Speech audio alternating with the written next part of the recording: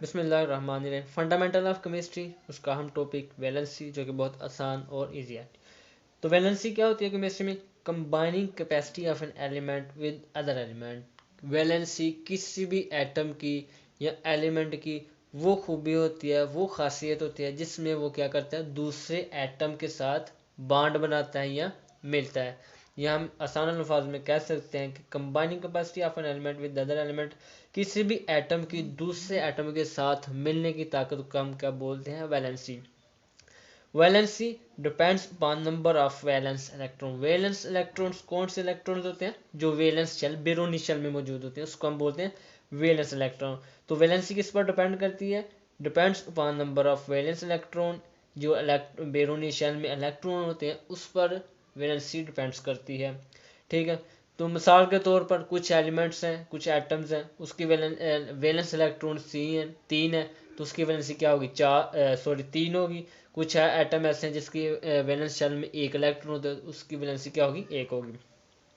अगर वैलेंसी को हम कोवेलेंट कंपाउंड्स में देखें तो उसकी तारीफ ये बनेगी: valency is the number of hydrogen atoms which combine with one atom of that element. तो कोवेलेंट कंपाउंड ऐसे कंपाउंड जिसमें दो एटम के दरमियान वैलेंस इलेक्ट्रॉन, बेरोनी जो इलेक्ट्रॉन होते हैं, उनका इश्तराक होता है। तो उनमें अगर वैलेंसी की बात की जाए तो उसमें उस एटम कंपाउंड के अंदर जितने ज़्यादा हाइड्रोजन के एटम होंगे उतनी ही ज़्यादा उसकी क्या होगी? वैलेंसी होगी। मिसाल के तौर पर अगर हम H और Cl की बात करें तो इसमें एक हाइड्रोजन एटम है, तो इसका मतलब हुआ कि Cl की कितनी वैलेंसी होगी? एक होगी। दूसरी तरफ अगर ऑक्सीजन की देखें तो ऑक्सीजन के साथ दो हाइड्रोजन एटम जुड़े हुए हैं, तो इसका मतलब होगा कि इसकी वैलेंसी क्या होगी? दो। अमोनिया की अगर बात करें तो इसमें नाइट्रोजन के साथ तीन हाइड्रोजन एटम जुड़े हुए हैं, तो इसका मतलब हुआ कि इसकी वैलेंसी कितनी होगी? तीन। या दूसरे अल्फाज में हम देखते हैं number of bond found by one atom of that element. तो bond, number of bonds found by one atom of that element, किसी भी एटम के दूसरे एटम के साथ बॉन्ड बनाने की ताकत को हम वैलेंसी बोल सकते हैं।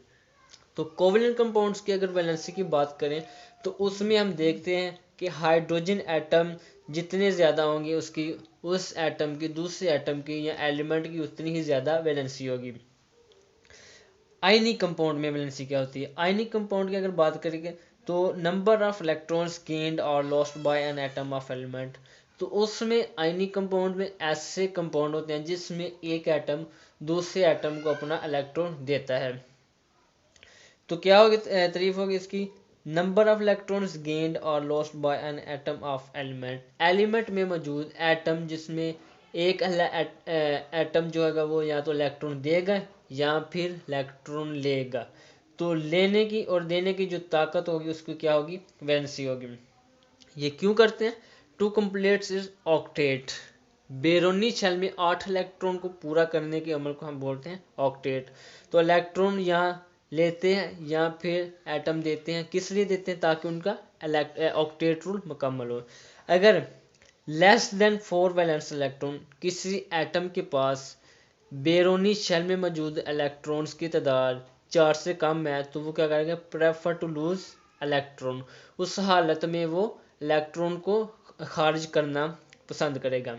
मिसाल के तौर पर सोडियम है, मैग्नीशियम है, एल्यूमिनियम है। अगर सोडियम की बात करें तो उसके वैलेंस शेल में एक इलेक्ट्रॉन होता है, मैग्नीशियम के पास दो होती हैं और एल्यूमिनियम के पास तीन इलेक्ट्रॉन होते हैं। तो वो क्या पहले इधर हम क्या कह रहे हैं कि अगर 4 से कम वैलेंस इलेक्ट्रॉन्स हैं तो वो क्या करेंगे? खारिज कर देंगे। तो इनके पास क्या एक इलेक्ट्रॉन है तो वो क्या करेगा? खारिज करेगा। अगर दो है तो वो भी दो इलेक्ट्रॉन खारिज करेगा। अगर तीन है तो तीन इलेक्ट्रॉन खारिज करेगा। सोडियम के एक इलेक्ट्रॉन खारिज कर रहा है तो उसकी वैलेंसी क्या होगी? एक। मैग्नीशियम दो इलेक्ट्रॉन खारिज कर रहा है तो उसकी वैलेंसी दो होगी। एल्यूमिनियम तीन इलेक्ट्रॉन खारिज कर रहा है तो उसकी वैलेंसी तीन होगी।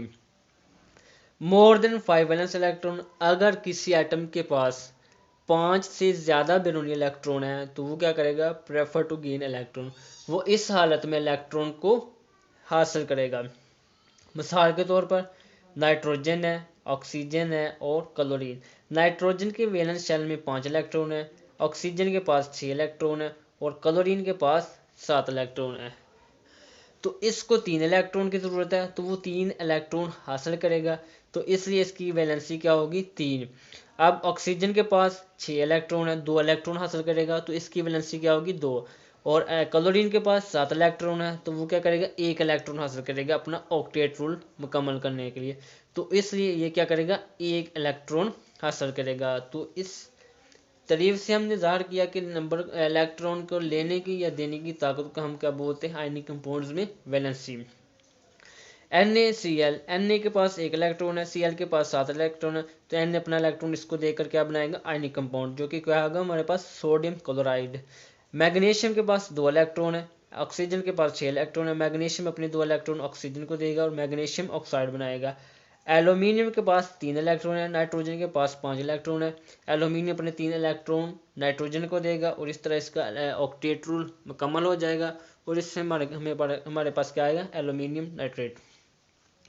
तो ये तो हमारे पास वैलेंसी, किसी भी एटम की दूसरे एटम के साथ मिलने की ताकत। कोवेलेंट कंपाउंड में अगर हम वैलेंसी की बात करें, number of hydrogen atom which combine with one atom of that element, एक एलिमेंट में मौजूद हाइड्रोजन एटम की नंबर जो होते हैं वो दूसरे एटम के साथ जो मिलते हैं उसको हम बोलते हैं कोवेलेंट कंपाउंड की वैलेंसी। आयनिक कंपाउंड में इलेक्ट्रॉन लेने या देने की ताकत को हम उसकी वैलेंसी बोलते हैं।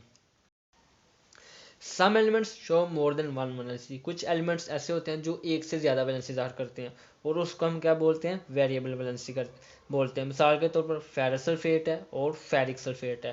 फेरिस अगर एक एलिमेंट उसकी वैलेंसी कम है तो उसके लास्ट पर हम OUS लगा देते हैं, अगर वैलेंसी ज़्यादा है तो हम उसके लास्ट पर IC लगा देते हैं।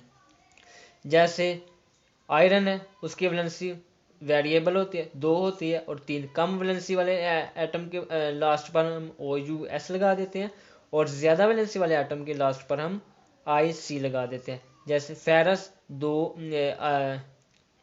जैसे फेरस है, ठीक है, आयरन जिसकी वैलेंसी 2 है और फेरिक जिसकी वैलेंसी 3 है। फेरस सल्फेट की अगर बात करें तो ये सल्फेट है तो उसमें एक आयरन 2 बॉन्ड बनाएगा ऑक्सीजन के साथ। अगर फेरिक सल्फेट की बात करें जिसमें इसकी वैलेंसी 3 है तो उसमें 3 सल्फेट ग्रुप होंगे, उसमें 3 सल्फेट ग्रुप के साथ 2 आयरन 3 बॉन्ड बनाएगा जैसे इस कंपाउंड में देखा गया है। तो कुछ एलिमेंट ऐसे होते हैं जिसकी वैलेंसी मुख्तलिफ होती है। कम वैलेंसी वाले एटम के लास्ट पर हम OUS लगा देते हैं और ज़्यादा वैलेंसी वाले एटम के लास्ट पर हम IC लगा देते हैं। तो ये था हमारा छोटा सा टॉपिक वैलेंसी, जो कि बहुत अहम और आसान था।